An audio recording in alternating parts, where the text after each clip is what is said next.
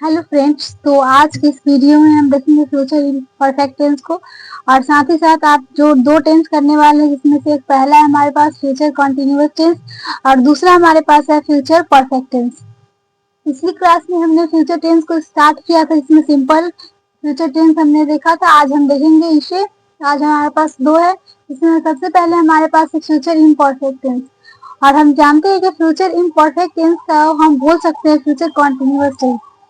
Continuous का मतलब ये है कि यहाँ पर फ्यूचर में कोई काम हम सोच रहे हैं कि ऐसा कंटिन्यू जारी रहेगा फ्यूचर में, और यहाँ पे इम्परफेक्ट लिखा है और इम्परफेक्ट का मतलब है कि काम अभी पूरी तरह से कंप्लीट नहीं है, यानी कि अभी काम चल रहा होगा फ्यूचर में, हम ऐसा सोचते हैं। जैसा कि यहाँ पे डेफिनेशन में लिख रखा है कि जो कार्य आने वाले समय में लगातार किया जाना हो, यानी कि हम ऐसा सोचते हैं कि हम ऐसा काम हो सकता है कि फ्यूचर में ऐसा होने वाला है, तो उसे हम फ्यूचर इम्परफेक्ट टेंस में व्यक्त करेंगे, या फिर इसी को हम फ्यूचर इम्परफेक्ट टेंस का सेकेंड नाम कह सकते हैं फ्यूचर कॉन्टिन्यूअस टेंस। और हमें पहचानने के लिए मिलेगा कि कब कैसे हम पहचान सकते हैं कि जो हमारे पास सेंटेंस दे रखा है वो हमारे पास फ्यूचर कॉन्टिन्यूअस टेंस का है। तो रिकॉग्निशन में हमारे पास सबसे पहले आता है कि क्रिया के अंत में या फिर ता रहेगा, की रहेगी या ते रहेंगे, ये सब लगा होगा तो हम पहचान जाएंगे जो सेंटेंस हमारे पास दे रखा है या फिर वाक्य वो हमें दे रखा है फ्यूचर कॉन्टिन्यूअस टेंस में। अब उसके बाद इसका बनाने के लिए कुछ हमारे पास रूल्स आते हैं। सबसे पहले हमारे पास रूल्स में सबसे पहले अफर्मेटिव में है कि सबसे पहले हमारे पास यहाँ पे सब्जेक्ट आएगी, जो कि कर्ता शुरू में जो किसके बारे में काम किया जा रहा है वो तो शुरू में आएगा। तो सबसे पहले अफर्मेटिव में सबसे पहले हमारे पास सब्जेक्ट आ रही है और इसके साथ हमारे पास हेल्पिंग वर्ब शैल होगा या फिर विल होगा। और प्रीवियस लेक्चर में हमने बताया था कि कब हम शैल का यूज करेंगे, कब विल का यूज करेंगे। ऐसे हमने बताया था कि नॉर्मल स्टेट में लिखा जाए तो हम आई और वी के साथ नॉर्मली हम शैल का यूज करते हैं, लेकिन जब यदि किसी सेंटेंस में जोर डाला जा रहा हो कि यदि काम एकदम अवश्य ऐसा ही होगा, तो हम वहाँ पे शैल ना यूज करके विल का यूज करते हैं आई और वी के साथ। तो यहाँ पे हमारे पास सब्जेक्ट के पास हमारे पास हेल्पिंग वर्ब आ जाएगी। हमारे पास दो हेल्पिंग वर्ब है, पहला हमारे पास शैल है और दूसरा हमारे पास विल है, और इसके बाद एक्स्ट्रा हमारे पास बी आ जाती है। और बी जो बता रहे हैं कि काम अभी फ्यूचर में कंटिन्यूअस है यानी कि जारी है, और बी के साथ हमारे पास वर्ब का चौथा फॉर्म आ रहा है, यानी कि वर्ब में आईएनजी आ रही है, और आईएनजी आने का मतलब है कि काम कंटिन्यूअस जारी होगा फ्यूचर में। उसके बाद हमारे पास जो भी ऑब्जेक्ट या फिर लास्ट में कॉम्प्लीमेंट होगा उसको रखेंगे। और सेम उसी प्रकार से जिस प्रकार से हमारे पास अफर्मेटिव में है उसी प्रकार से सेम निगेटिव में है।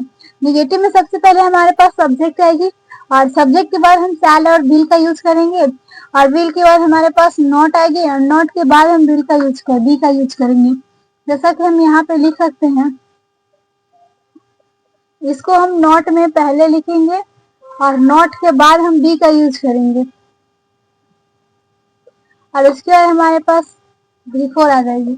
यानी कि निगेटिव में हमारे पास सब्जेक्ट आ रहा है, सब्जेक्ट के बाद हमारे पास शैल या विल आएगी, और उसके बाद हम हेल्पिंग वर्ब के जस्ट बाद हम नॉट का यूज करेंगे, उसके बाद बी का। और ये ध्यान रखने वाली बात है कि सबसे पहले जहां भी बी आएगा और बी के बाद जस्ट वर्ब का चौथा फॉर्म यूज हो रहा होगा, और शैल और विल बताएगा कि जो सेंटेंस है हमारा फ्यूचर टेंस का है, और वर्ब का चौथा फॉर्म और बी बताएगा कि जो सेंटेंस हमारे पास कॉन्टिन्यूअस टेंस का है, यानी कि फ्यूचर कॉन्टिन्यूअस टेंस का है। और उसके बाद लास्ट में हमारे पास ऑब्जेक्ट या फिर कॉम्प्लीमेंट आ जाएगी। उसके बाद हमारे पास सेम निगेटिव की तरह इंट्रोगेटिव है, बस यहाँ पे जो हमारे पास हेल्पिंग वर्ब है शैल और विल उसको हम शुरू में रखते हैं। शैल और विल को फर्स्ट में रख रहे हैं, उसके बाद हमारे पास सब्जेक्ट आती है और सब्जेक्ट के बाद हम नॉट का यूज करते हैं, और उसके बाद नॉट के जस्ट बाद हमारे पास बी के बाद वर्ब का चौथा फॉर्म आ जाते हैं। उसके बाद लास्ट में जो भी हमारे पास ऑब्जेक्ट या फिर कॉम्प्लीमेंट दे रखा है उसको रखेंगे, और लास्ट में क्वेश्चन मार्क लगाना बहुत इंपॉर्टेंट है। उसके बाद सेम उसी प्रकार से हमारे पास आ जाती है WH फैमिली में, कि WH फैमिली का यूज करेंगे तो सबसे पहले WH फैमिली आएगी, उसके बाद हम शैल और विल का यूज करेंगे, और उसके बाद हमारे पास सब्जेक्ट आएगी और सब्जेक्ट के बाद नॉट, और नॉट के जस्ट बाद बी के बाद वर्ब का चौथा फॉर्म आ जाएगी, और उसके बाद लास्ट में हमारे पास जो भी ऑब्जेक्ट या फिर कॉम्प्लीमेंट है उसको रखेंगे। जैसे कि फॉर एग्जांपल यहाँ पे दो लिखे हैं कि ही विल बी रीडिंग, यानी कि वह पढ़ रहा होगा, हम ऐसा सोचते हैं कि वो पढ़ रहा होगा तो ही विल बी रीडिंग, या फिर यू विल बी प्लेइंग, तुम लोग या फिर तुम खेल रहे होंगे। हम ऐसा सोचते हैं कि फ्यूचर में ऐसा काम जारी हो रखा होगा। तब ये भी दोनों सेंटेंस हमारे पास डिनोट कर रहे हैं। जो सेंटेंस हमारे पास है फ्यूचर कॉन्टिन्यूअस टेंस का है। इसमें सेम इम्पोर्टेंट ये है कि बी के बाद हमारे पास चौथा फॉर्म आएगा, और ये शैल और विल तो हमारे पास फ्यूचर सिंपल फ्यूचर टेंस में भी आया था, लेकिन वहां पे वर्ब का फर्स्ट फॉर्म यूज हुआ था। इसे डिफ्रेंशिएट करता है कि यहाँ पे बी के बाद चौथा फॉर्म है, और हमारे पास सिंपल फ्यूचर टेंस में हमारे पास यहाँ पे वर्ब का फर्स्ट फॉर्म था और यहाँ पे वर्ब का चौथा फॉर्म है। उसके बाद हम नेक्स्ट देखते हैं, हमारे पास है फ्यूचर परफेक्ट टेंस, यानी कि इसमें कुछ परफेक्ट तरीके से चल रहा होगा। जैसे कि यहाँ पे लिखा गया है कि जो कार्य भविष्य में एक निश्चित समय तक, यानी कि एक निश्चित, यानी कि परफेक्ट टेंस नाम भी तो यही है, इसका मतलब निश्चित समय तक पूरा हो चुका रहेगा, उसे हम फ्यूचर परफेक्ट टेंस में व्यक्त करेंगे। यानी कि कोई ऐसा काम जो कि हम सोचते हैं कि फ्यूचर में एक निश्चित समय होगा, उस समय पर यह काम कंप्लीट हो चुका रहेगा, तो उसको हम व्यक्त करेंगे फ्यूचर परफेक्ट टेंस में। ऐसे हमारे पास यहाँ पे कुछ रिकॉग्निशन है कि कैसे हम पहचानेंगे कि जो सेंटेंस हमारे पास वाक्य दे रखा है वो फ्यूचर परफेक्ट टेंस का है। तो सबसे पहले क्रिया के अंत में चुकेगा लगा होगा, या फिर चुकेगी, चुकेगे, या फिर चुका रहेगा, चुकी रहेगी, चुके रहोगे। ये सब सारे सेंटेंसेस हमारे पास मिलते हैं, इससे पता चलता है कि जो हमारे पास सेंटेंस दे रखा है वो फ्यूचर परफेक्ट टेंस का है। अब सेम इसी प्रकार से हमारे पास इसमें भी कुछ रूल्स है। सबसे पहले हमारे पास अफर्मेटिव है। अफर्मेटिव में सबसे पहले हम सब्जेक्ट का यूज करेंगे, और सब्जेक्ट के बाद शैल और विल आएगी, और शैल और विल हमारे पास रिप्रेजेंट कर रहा है कि जो भी सेंटेंस हमारे पास दे रखा है वो किसमें है, फ्यूचर में है। तो ये हमें पास डिनोट करता है, शैल और विल फ्यूचर को बता रहा है। और उसके बाद यहाँ पे एक चीज एक्स्ट्रा आ जाती है, जो कि है यहाँ पे हैव। जबकि यहाँ पे शैल विल यूज कर चुके थे हेल्पिंग वर्ब के फॉर्म में, लेकिन यहाँ पे एक्स्ट्रा मेन वर्ब के फॉर्म में आ जाती है। मेन फॉर हैव का यूज भी कर लेते हैं, और साथ में V3 बता रहा है कि कोई काम कंप्लीट हो चुका है, और लास्ट में हमारे पास ऑब्जेक्ट या फिर कॉम्प्लीमेंट आ जाते हैं। सेम उसी प्रकार से हमारे पास निगेटिव का है, तो सबसे पहले हमारे पास सब्जेक्ट आएगी, और सब्जेक्ट के बाद शैल और विल का यूज करेंगे। शैल या फिर विल आ जाएगी, शैल या फिर विल, दोनों एक साथ यूज नहीं होगा, या तो शैल होगा या फिर विल होगा। उसके बाद निगेटिव बोल रहा है तो यहाँ पे नॉट आएगा, और यहाँ पे जस्ट हेल्पिंग वर्ब के जस्ट बाद नॉट का यूज करेंगे, और उसके बाद हमारे पास हैव आएगी। तो उसके बाद हमारे पास हैव के बाद हमारे पास वर्ब का थर्ड फॉर्म यूज होगा, उसके बाद लास्ट में आपका सब्जेक्ट या फिर कॉम्प्लीमेंट आ जाएगी। सेम उसी प्रकार से जिस प्रकार से निगेटिव में है उसी प्रकार से हमारे पास इंट्रोगेटिव में आ जाएगा, कि जो भी हमारे पास हेल्पिंग वर्ब शैल और विल है उसको हम शुरू में रखेंगे। तो शैल और विल को हमने फर्स्ट में रखा है, उसके बाद हमारे पास सब्जेक्ट आई है, और सब्जेक्ट के जस्ट बाद हमने नॉट का यूज किया है, नॉट के बाद हमारे पास हैव आई है, और हैव के जस्ट बाद वर्ब का थर्ड फॉर्म यूज कर रहे हैं। उसके बाद लास्ट में हमारे पास ऑब्जेक्ट या फिर कॉम्प्लीमेंट आ जा रहा है। उसी प्रकार हमारे पास कुछ WH फैमिली का है, WH फैमिली शुरू में रहेगा, उसके बाद हम शैल या विल का यूज करेंगे एज अ हेल्पिंग वर्ब, उसके बाद हमारे पास सब्जेक्ट आएगी, और सब्जेक्ट के बाद नॉट का यूज करेंगे। यदि हमारे पास नेगेटिव इंट्रोगेटिव सेंटेंस होगा तभी हम नॉट का यूज करेंगे। ऐसे में हमने पिछली क्लास में बताया था कि निगेटिव इंट्रोगेटिव सेंटेंस होगा तो नॉट का यूज करेंगे, और निगेटिव इंट्रोगेटिव सेंटेंस नहीं होगा तो नॉट का यूज ना करके डायरेक्ट हम यहाँ पे WH फैमिली है और इंट्रोगेटिव दोनों एग्जैक्ट सिमिलर है, बस थोड़ा सा डिफरेंस है कि WH फैमिली यहाँ पे शुरू में आ जाती है, और यहाँ पर ही शैल और विल इसके बाद जस्ट बाकी सम सेम है यहाँ पे। और उसके बाद यदि नॉट यूज नहीं करना होगा तो डायरेक्ट हम नॉट को साइड करके बाकी स्ट्रक्चर को रखेंगे। इसलिए सबसे पहले WH फैमिली आ जाएगी, उसके बाद हमारे पास शैल या विल या फिर सब्जेक्ट, उसके बाद सब्जेक्ट, उसके बाद हैव, वर्ब का थर्ड फॉर्म, उसके बाद ऑब्जेक्ट या कॉम्प्लीमेंट। यदि नॉट यूज नहीं करना होगा सेंटेंस में नहीं होगा तब हम यूज करेंगे नॉट को साइड करके। हाँ, हमारे पास यहाँ पे कुछ पॉइंटर्स है जो कि हमको ध्यान रखना है कि सबसे पहले यदि हमारे पास किसी सेंटेंस में वेन देखने को मिल जाए, कोई भी सेंटेंस हमारे पास सेंटेंस देखने को मिले वेन, इसका एग्जाम्पल हम आगे देखेंगे वेन है, सेंटेंस स्टार्ट हो रहा है वेन से। उसके बाद हमारे पास प्रेजेंट इंडेफिनिट दे रखा है।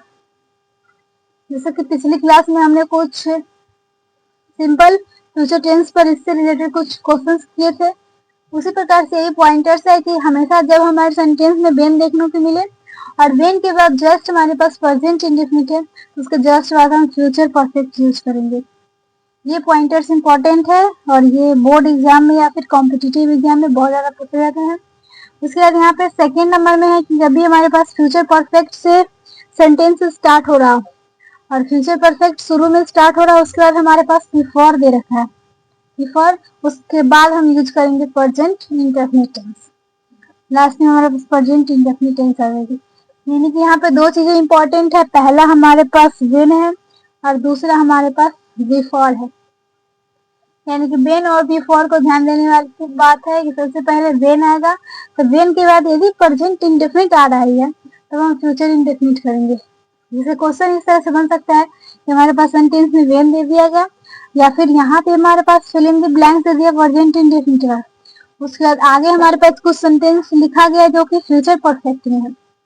तो फ्यूचर परफेक्ट में जब यहाँ पे दे रखा है और यहाँ पे हमारे पास वेन दे रखा है, तो यहाँ पे हम किस टेंस के अकॉर्डिंग सॉल्व करेंगे क्वेश्चन को, तो उस समय हमको यदि ये रूल याद रहेगा तो हम आसानी से कर ले जाएंगे। तो इसलिए हमको ध्यान रखना है कि जब भी हमें सेंटेंस वेन से स्टार्ट हो रहा, उसके बाद फिल इन द ब्लैंक्स हो, उसके बाद हमारे पास फ्यूचर परफेक्ट हो, तो उसका जस्ट पहले हम प्रेजेंट इंडेफिनिट यूज करते हैं।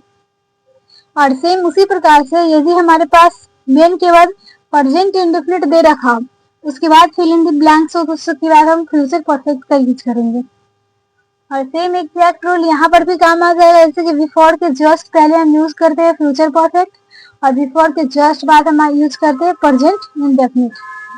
तो हमारे पास आ सकता है फिल इन द ब्लैंक्स यहाँ कर दे या फिर यहाँ कर दे। मान लेते हैं यहाँ पे फिल इन द ब्लैंक्स कर रखा है, उसके बाद बिफोर दे रखा है, उसके बाद प्रेजेंट इंडेफिनिट है। तो हमको ये ध्यान रखने वाली बात है कि बिफोर के बाद प्रेजेंट इंडेफिनिट आ रहा है, तो बिफोर के पहले हम फ्यूचर परफेक्ट यूज करेंगे। और सेम एग्जैक्ट इस तरह से हो सकता है कि फ्यूचर परफेक्ट सबसे पहले हमको दे रखा है, उसके बाद बिफोर भी दे रखा है, उसके बाद यहाँ पे फिल इन द ब्लैंक्स है। तब हमको ध्यान रखने वाली बात है कि सबसे पहले यदि हमारे सेंटेंस में फ्यूचर परफेक्ट दिख रहा है, उसके बाद हमारे पास बिफोर है, तो उसके बाद हम प्रेजेंट इंडेफिनिट का यूज करेंगे। तो ये यहाँ पे इम्पोर्टेंट है, इसके बाद हम भी यूज करते हैं। तो सबसे मेन इम्पोर्टेंट हमारे पास देखने को मिलता है फ्यूचर परफेक्ट टेंस में ये दो पॉइंटर्स, कि जब भी हमारे पास सेंटेंस में वेन दिखे या फिर बिफोर दिखे, तब ये रूल याद करना है कि वेन के बाद प्रेजेंट इंडेफिनिट आता है, उसके बाद फ्यूचर परफेक्ट आती है। और उसके बाद यहाँ पे फ्यूचर परफेक्ट बिफोर के पहले आता है और बिफोर के बाद हमारे पास प्रेजेंट इंडेफिनिट आती है। तो सबसे मेन इम्पोर्टेंट बात तो यही है, उसके बाद इसमें ज्यादा कुछ है नहीं। सबसे पहले इसका स्ट्रक्चर कुछ ध्यान में रखना है ताकि हम पहचानेंगे कि जो सेंटेंस हमारे पास दे रखा है फ्यूचर कॉन्टिन्यूअस टेंस का है या फिर फ्यूचर सिंपल का है या फिर फ्यूचर परफेक्ट का है। तो ये स्ट्रक्चर हमें बताते हैं कि किसी भी सेंटेंस को पहचानने के लिए किस टेंस का स्ट्रक्चर हमारे पास या फिर सेंटेंस हमारे पास दे रखा है। और सबसे पहली बात कि यहाँ पे वी के बाद वर्ब का चौथा फॉर्म आ रहा है, तो ये बताया जा रहा है कि जो भी हमारे पास काम है वो एक निश्चित समय पर फ्यूचर में चल रहा होगा। और ये इसमें परफेक्ट में बोले तो निश्चित समय पर कोई काम कंप्लीट हो जाएगा, ऐसा हम सोचते हैं फ्यूचर में।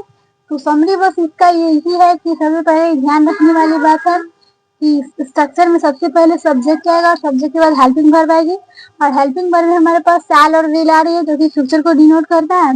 और उसके बाद यहाँ पे जो वी और वर्ब का चौथा फॉर्म आ रहा है, ये बता रहा है कि कोई काम कॉन्टिन्यूअस है यानी कि जारी है, तो फ्यूचर में कॉन्टिन्यूअस होगा यानी कि फ्यूचर में काम चल रहा होगा, तब ये फ्यूचर परफेक्ट टेंस है, नहीं फ्यूचर इम्परफेक्ट टेंस है, और इसी को फ्यूचर कॉन्टिन्यूअस टेंस कहते हैं।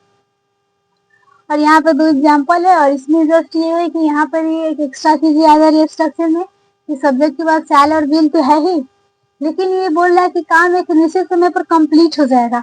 तो जहाँ काम एक निश्चित समय पर कंप्लीट हो रहा है उसके लिए एक एक्स्ट्रा वर्ड आ रही है कि हैव के साथ वर्ब का थर्ड फॉर्म यूज करेंगे। उसके बाद हमारे पास ऑब्जेक्ट है कॉम्प्लीमेंट ऑब्जेक्ट। तो सबसे पहले स्ट्रक्चर में दो ही पॉइंट है, यहाँ पे वर्ब का बी के बाद वर्ब का चौथा फॉर्म आ रहा है और इसमें हैव के बाद वर्ब का थर्ड फॉर्म आ रहा है, यानी कि दो टेंस है तो थोड़ा बहुत तो डिफरेंस देखने को मिलेगा। तो डिफरेंस बस ये है कि यहाँ पे बी के बाद वर्ब का चौथा फॉर्म है और इसमें हैव के बाद वर्ब का थर्ड फॉर्म है। बस यही ध्यान रखने वाली बात है। और नीचे 2 पॉइंटर्स है जो कि देन के बाद क्या आएगा और बिफोर के जस्ट पहले कौन सा टेंस यूज होगा और बिफोर के जस्ट बाद कौन सा टेंस यूज होगा। तो इस वीडियो में अब तो इतना ही। नेक्स्ट वीडियो में हमारे पास लास्ट एक बच रहा है टॉपिक टेंस का, फ्यूचर परफेक्ट कॉन्टिन्यूअस टेंस, जिसको हम कंप्लीट करेंगे। उसके बाद इस पर जो भी क्वेश्चन बन सकती है उसको हम सॉल्व करेंगे। इस वीडियो में इतना ही। Thank you.